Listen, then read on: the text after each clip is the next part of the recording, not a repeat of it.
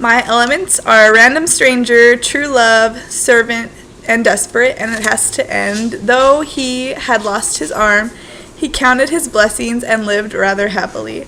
So without further ado, this is my story. There once was a feared pirate king named Edgar Wrath.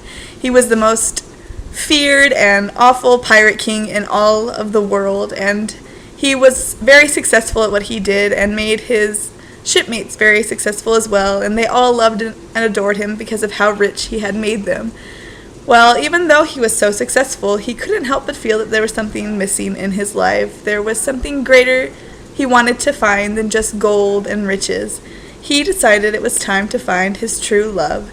So with that in mind, he went to his men and shouted out to them, "Men, we're going to plunder!" And all of the men got excited and started to shout and whoop and make loud noises because they knew that they were going to become even more rich than they had already dreamed they could become. And so they set ashore to this little island where the pirate king had heard that there are many beautiful women to be found, and he thought, what a better thing than to have a great, beautiful lady to be my wife and my one true love. So, as his pirate companions were plundering and fighting with swords and having a grand old time doing pirate things, the pirate king decided to slip into a disguise and to go out among the people and to find out a little about the women who lived there and see if he could find his match for his true love. So he goes along and he has a cloak on and a disguise to make him appear as he is not himself.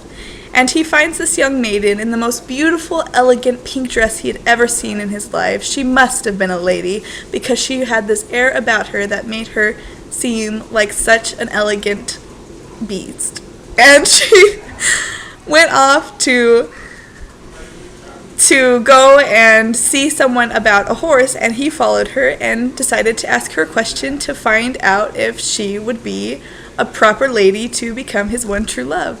And so he asked her, "Madam, do you find pirates to be an interesting thing?" And she looked at him with her little tiny pointed nose, and she shook her head very, very fast and told him, "Well, no, sir, of course pirates aren't great things. They're awful horrible people who have awful horrible intentions and just want to take all of our money and use it on weird things." And so she turned up her nose at him and sauntered off like a good little aristocrat princess would. And so the pirate king just shook his head and said, "She obviously would not be a very good choice for becoming my one true love. She had no manners at all." And so he set out in search of another lady, and he came upon this other girl in a very beautiful satin blue dress, and she was upon a park bench in a field of flowers, and he thought, what a magnificent scene to be able to confess one's love to this young woman. So he goes up to her and tells her, "Lady, you are very beautiful." And she said, "Why, thank you so much." And so he says, "Would you be the kind of lady who would love a poor man even if he had nothing else to offer you but his love?" And she just started to giggle. "Oh, sir, to be in love with a poor man would be a horrible thing, because they do nothing but horrible things all day at home because they have no money to go out and about, and I could not stay at home being as beautiful as I am." And she just continued giggling. And the pirate king thought, well, this isn't the best young woman to take as my true love. She doesn't seem to be humble in the least. And so he bid her farewell and walked off in search of another lady. There had to be at least one lady in this grand island who would be able to be his true love. So he continues to walk, and he comes to a well where he finds a girl in a very tattered brown dress. There were holes and there was dirt on her gown, and she did not seem to be a lady at all. And he goes to her, regardless of her first appearance, just to ask her a question because she still did have a pretty face, and so he wanted to talk to her. And so he goes up to her and says to her, "Madam, how would you feel about finding your true love in an unexpected place?" And she looked at him, and a little smile crept onto her face, and she looked up into the sky, and while he was waiting for her answer, he noticed that she was very charming looking. And so she considered and she wondered and she pondered and she looked at the sky. And just when the Pirate King thought she was not going to answer, she looked down at him and she said, to find her true love would be an awful big adventure.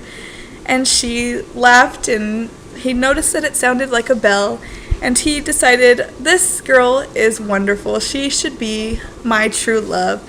But he noticed that she wasn't what he had originally been looking for. She didn't look to be a sophisticated lady. And he saw her, and she walked off as she had this daydream look on her face of wondering what her true love would be or where she would find him. So he decided to follow her to see a little bit more about this girl he had come across with her good manner and her very dreamlike state. And so he followed her to where her home was that had just happened to, at that very moment, being attacked by his fellow comrade pirates.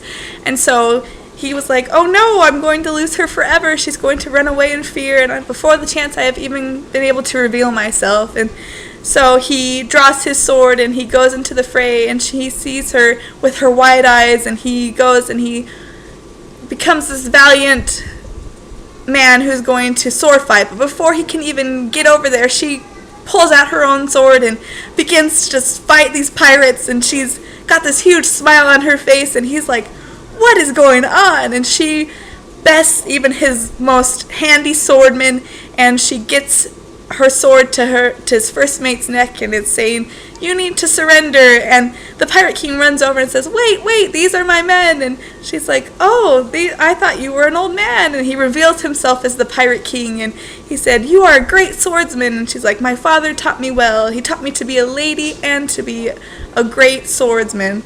And so he decides she is the perfect true love. He is desperate to have this girl as his love.